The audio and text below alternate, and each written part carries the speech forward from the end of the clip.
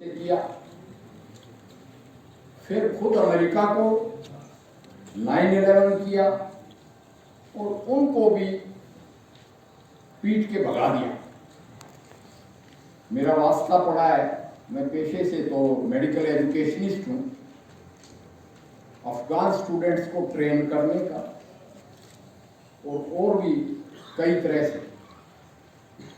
मगर मैं एक बड़ी चीज़ फख्र के साथ कहता हूँ कि जिस ISI और जिस पाकिस्तानी फौज ने या अफगानिस्तान को इस्तेमाल करके उनको तोड़ा या भगाया या मजबूर किया, उस फौज का हमने 71 में सेरेमोनियल सरेंडर लिया है।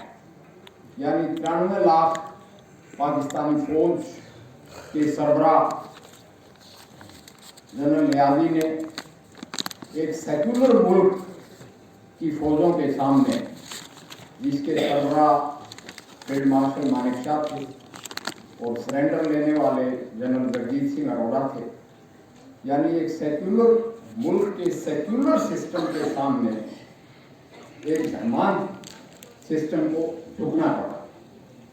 अब हम क्या कर सकते हैं इस मौजूदा हालात में कि कैसे काबुली वाला का ज़माना वापस आए।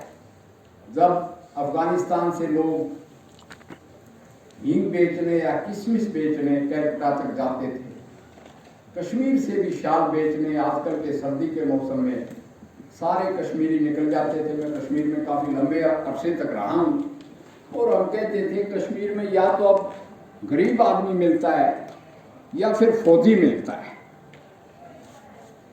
तो उस ज़माने को कैसे वापस लाया जाए, तो मैं ये कहूँगा, वो कहते हैं कि चीज़ें तो बहुत बोली गई, वेरियस फैक्टर्स। हरियाणवी ज़ुबान में, हरियाणा का हूँ बेसिकली, गांव से ताल्लुक़ रखता हूँ, उसमें कहते हैं कि अभी the things sound to be very good on paper but on ground they are not implementable. यानी लेखा देखूं यूं का यूं, सारा कुंबा डूब्या क्यों। तो इस डूबा को हम कैसे ठीक करें, उसमें मैं ये कहूँगा, आई विल बिगिन विद कि आप कौमी एकता की बात करते हो, आप पाकिस्तान और अफगानिस्तान की बात करते हो, आप सिस्टम की बात करते हो, तो फ़राक को नहीं भूल सकते। कहते हैं सरज़मीने हिंद पे अक़वाम आलम के फ़राक काफ़िले बसते गए और हिंदुस्तान बनता गया। कि हम कौन हैं। मैं खाप पंचायतों से ताल्लुक़ रखता हूँ, यहाँ पे 5000 ऐसी कास्ट हैं जिनकी आपस में शादियाँ नहीं होती, और इस्लाम में कास्टिज़म और भी ज़्यादा है, पाकिस्तान में और भी ज़्यादा है। तो इन कमज़ोरियों पर जब तक हमारा कुठाराघात नहीं होगा, यानी हम खुद ताकतवर नहीं होंगे अंदर से, तब तक बात नहीं बनेगी। तो we have to go on the common factors. यानी ये अपने एम्बेसडर साहब ने बोला था कि कुछ बात है कि हस्ती मिटती नहीं हमारी, सदियों रहा है दुश्मन दौरे ज़मा हमारा। मगर खुद इसके शायर अल्लामा इकबाल भी बदल गए, और मैंने शालकोट बॉर्डर पे लिखा हुआ देखा कि मुस्लिम हैं हम, वतन है सारा जहां हमारा। तो उसमें we have to look for the unifying factors. जैसा कि मैंने कहा कि पाकिस्तान का नज़रिया तो अलीगढ़ में शुरू हुआ, बन भी गया, जैसे कि बताया गया। अनऑफिशियली तो 30 लाख लोग जहाँ भाग हुए, 2 करोड़ को घर छोड़ के भागना पड़ा जान बचा के, और 5 जंग हम लड़ चुके छोटी बड़ी, जिसमें 20 लाख के करीब जनरल कटोच बैठे हैं।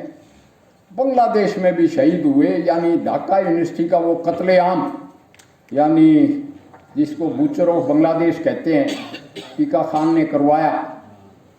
वो भी इतिहास के पन्नों में लिखा हुआ है। और मैं तो ये कहूँगा, चाहे ये पार्टीशन था, चाहे कुछ और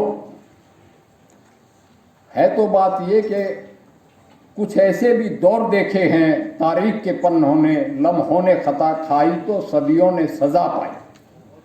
और वो सज़ा, यानी अगर हम कश्मीर पूरा छुड़ा लेते तो आज बर्रे सगीर उस सज़ा को नहीं भुगतता। अफ़गानिस्तान से हमारी बाउंड्रीज टच करती और अफ़गानिस्तान में रूस को आने की ज़रूरत नहीं थी। अगर तिब्बत हम चीन को नहीं देते तो आज हमारी ये हालत नहीं होती। मगर ऐसे हालात में we have to harp upon the common points कि भाई हमारे मिल कैसे सकते हैं। मैं तो बतौर डॉक्टर कह सकता हूँ कि सारी ह्यूमन रेस एक है। ये तो मिले मिलाए, if they can interprocreate they are, वो तो एक ही कौम है। एक दफ़ा इंग्लैंड में मैं किसी रेलवे स्टेशन पर बैठा था, तो जिससे मुझे शक्ल मिलती नज़र आई उसके साथ जाके मैंने बात की। वो एक कश्मीरी था और कश्मीर से भागा हुआ था, मगर हमारी कॉमनैलिटीज़ थी कि ज़ुबान एक थी, हमारी शक्ल एक थी। तो हम सबसे बड़ी ये है कि चाहे इस बर्रे सगीर में हिंदू है, चाहे क्रिश्चियन है, चाहे मुसलमान, सिख, बौद्ध, ईसाई, वो सब पुराने हिंदुस्तानी हैं, हिंदू हैं। जो फराक जी कहते हैं कि सरजमीने हिंद पे अक़वाम आलम के फराक काफिले बसते गए और हिंदुस्तान बनता है। और इस गंगा जमनी तहजीब यानी म्यूचुअल टॉलरेंस, अपनापन जब तक नहीं होगा, पाकिस्तान देखो, उसमें भी हमारे गोत्र मिलते हैं। बाजुआ इधर भी हैं, उधर भी हैं, ढिल्लों इधर भी हैं, उधर भी हैं, सभी के चौहान इधर हैं, उधर ज़्यादा हैं, इधर कम हैं। तो हम कॉमनैलिटीज तलाश करें, अपनी यूनिफाइंग पॉइंट्स।